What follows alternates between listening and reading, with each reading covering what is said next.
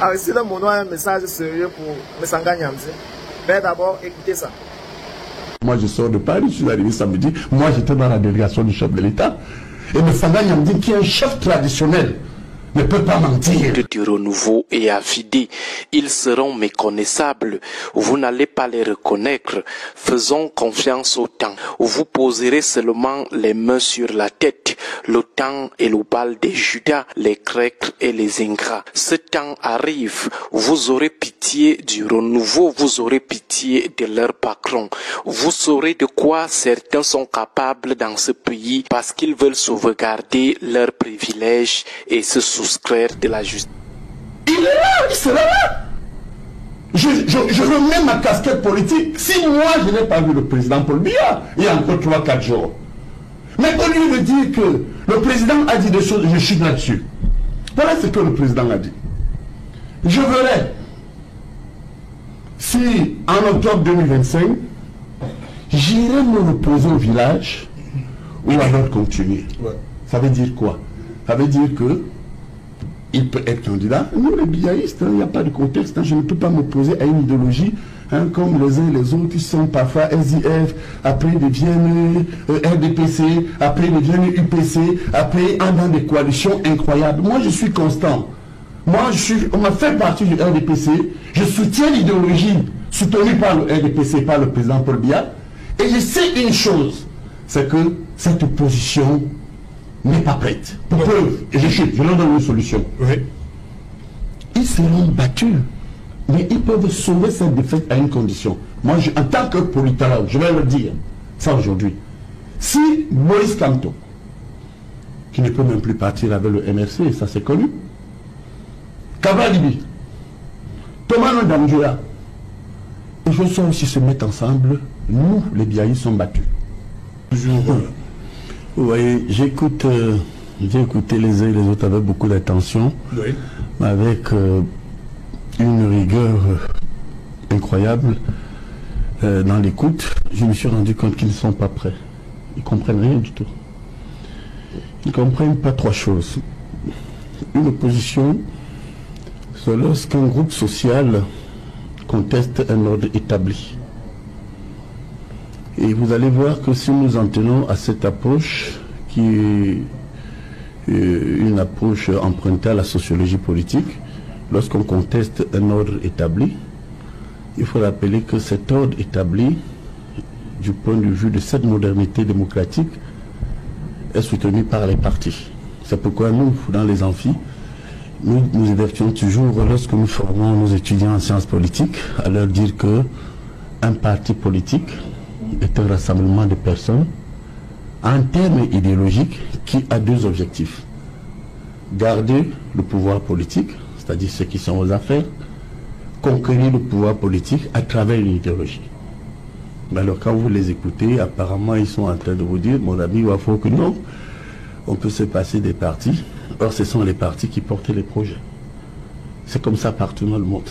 Alors c'est bien parce que vous avez parlé du Sénégal. Je vais vous donner quelques statistiques, et je parle pour les téléspectateurs, à l'effet de démontrer que ceux qui n'ont rien compris. Une bonne opposition est politique. Politique parce qu'elle doit mobiliser à travers peut-être un homme, mais à travers un plan, une vision alternative qui est portée. Or, vous verrez qu'il y a deux types de mouvements politiques au Cameroun. On peut dire deux types d'opposition, pour être très précis et simple. Il y a l'opposition non gouvernementale et il y a l'opposition gouvernementale, c'est-à-dire qu'il y a une construction de coalition. On l'a vu en 92, mon frère et mon ami Robert l'a bien dit, si John Fundi a mobilisé, et ça il faut le rappeler, c'était autour de l'Union pour le changement, où on retrouvait la société civile et les partis politiques qui ont porté le candidat Fundi. Quand je dis qu'ils n'ont rien compris, ils ne veulent rien comprendre parce que, d'ailleurs, ils renient le fait que notre système politique est un système communautariste. Si vous prenez depuis 1960 à nos jours, et plus récemment encore en 2018, le candidat Paul Biya, mon mec politique, Et là encore, il n'a rien compris. Je ne soutiens pas l'homme Biya, je soutiens l'idéologie portée par Paul Biya, qui est connue, qui repose sur 5 piliers. La rigueur, la moralisation, la justice sociale et l'ouverture démocratique. Ils me diront, mais qu'est-ce qu'on a fait de tout cela? Bien évidemment, ça a été neutralisé par des fonctionnaires et par leurs propres amis de l'opposition de 92 qui ont une majorité et qui ont dit, mais tiens, qu'est-ce qu'on en fait? Mais on va plutôt rechercher des postes au pouvoir. On a eu donc M. Kodok, ministre d'État à l'époque de l'agriculture, UPCiste, qui avait pourtant une majorité aux élections, rappelez-vous, du 1er mars 92. Il est entré au gouvernement. Le ministre d'État Bello est entré au gouvernement à l'UNDP alors qu'il avait 68 députés.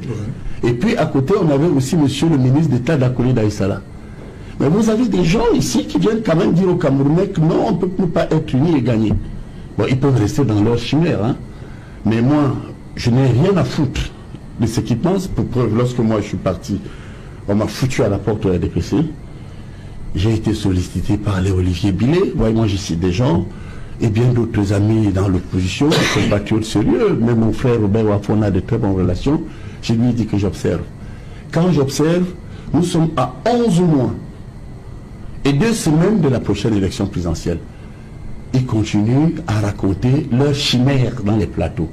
Biya ne peut pas gagner, quelqu'un ne peut pas gagner, alors qu'en fait, il y a une mobilisation où ils doivent se poser la question. Grand Nord, Paul Biya a eu 48%. Au Grand Sud, c'est-à-dire, ce qu'on dit le Grand Sud, c'est 10 régions sans l'extrême nord, le nord et la Damawa, c'est-à-dire nord-ouest, sud-ouest, centre, sud et littoral. Mais alors, mais regardez la légèreté dont ils font preuve sur le plateau. Ils vous disent non, non, non, non, non, on peut partir diviser. Mais je voudrais dire à ces messieurs, réveillez-vous. Vous avez le meilleur jeu que moi. Prenez une fois, vous allez voir qu'une ville comme voilà. J'ai été membre du comité central. Un proche conseiller stratégique du chef de l'État et du ministre sont dans le littoral. Mais quand nous on faisait nos statistiques, saucissonner le nombre de voix à Douala, où le RDPC gouverne sans cesse. Mais c'est l'opposition, c'est des personnes opposées au régime qui sont majoritaires. Je ne crois pas que Robert l'ignore, il a été maire. C'est le saucissonnage, l'éclatement de cette opposition. Mais vous voyez, il vient vous dire non, non, non, non, non. Mais bon, écoutez, moi je suis biaïste. Hein. Vous savez, moi, ma vision biaïste qui porte sur le renouveau, la rigueur, la moralisation, nous sommes prêts. Je vous dis, nous avons sorti lors d'un dernier congrès à Paris, c'est-à-dire des biaïstes, c'est-à-dire ceux qui portent le renouveau, ils m'ont dit c'est une coquille vide. Mais nous, c'est l'idéologie. Il y a le mitterrandisme qui a été porté à Épinay par François Mitterrand. Vous avez les lumumbistes, vous avez des mouvements. Et ils vous disent quand même que même un chat peut battre. Mais écoutez, vous rigolez, soyez un peu sérieux. Ce dont les Camerounais ont besoin à l'instant T, c'est pas de venir faire croire aux gens que X n'est plus là, X est là. Encore que moi je sors de Paris, je suis arrivé samedi, moi j'étais dans la délégation du chef de l'État. Et M. Sanganya me dit qu'il y a un chef traditionnel ne peut pas mentir. Il est là, il sera là. Je remets ma casquette politique. Si moi je n'ai pas vu le président Paul Biya, il y a encore 3-4 jours. Mais au lieu de dire que le président a dit des choses, je suis là-dessus. Voilà ce que le président a dit. Je verrai si en octobre 2025, j'irai me reposer au village ou alors continuer. Ouais. Ça veut dire quoi? Ça veut dire que il peut être candidat. Nous, les biaïstes, il n'y a pas de contexte. Hein, je ne peux pas m'opposer à une idéologie comme les uns et les autres qui sont parfois SIF, après ils deviennent RDPC, après ils deviennent UPC, après dans des coalitions incroyables. Moi, je suis constant. Moi, on m'a fait partie du RDPC. Je soutiens l'idéologie soutenue par le RDPC, par le président Paul Biya.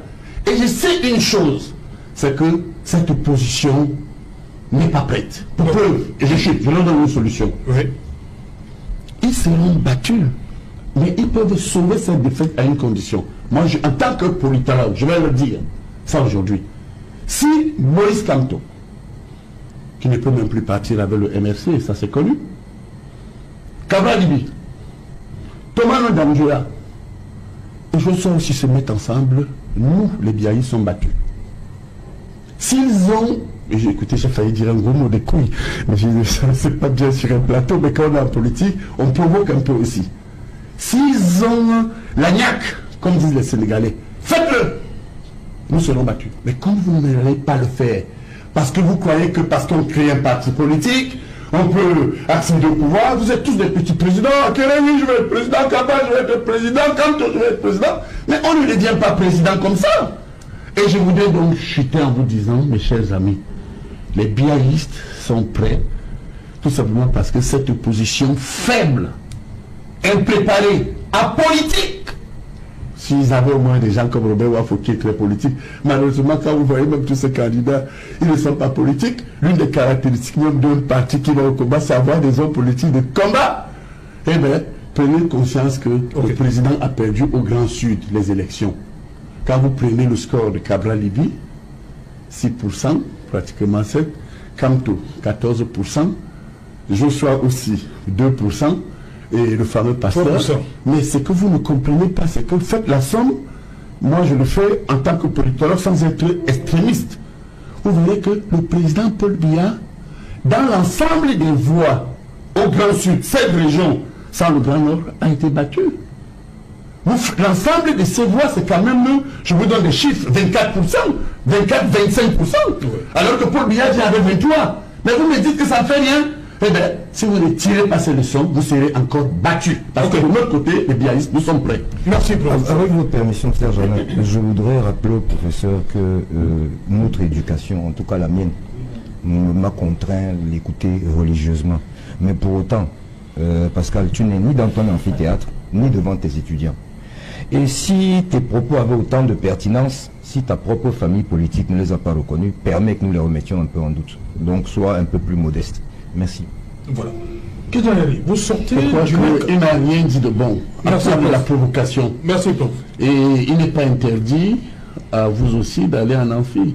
Vous croyez qu'on peut séparer l'intelligence scientifique de la politique? Visitez un peu l'histoire des idées politiques. Vous allez voir que de l'Antiquité, je le corromps jusqu'à... Je ne veux pas qu'on te conteste. Qu'on te conteste dans savoir autant, mais que personne n'ait pu utiliser ton savoir. Oh, c'est ce que vous croyez. Merci. En attendant, la jeune contribue à la victoire d'un camp depuis des années. Merci déjà quelque chose. Merci, Paul.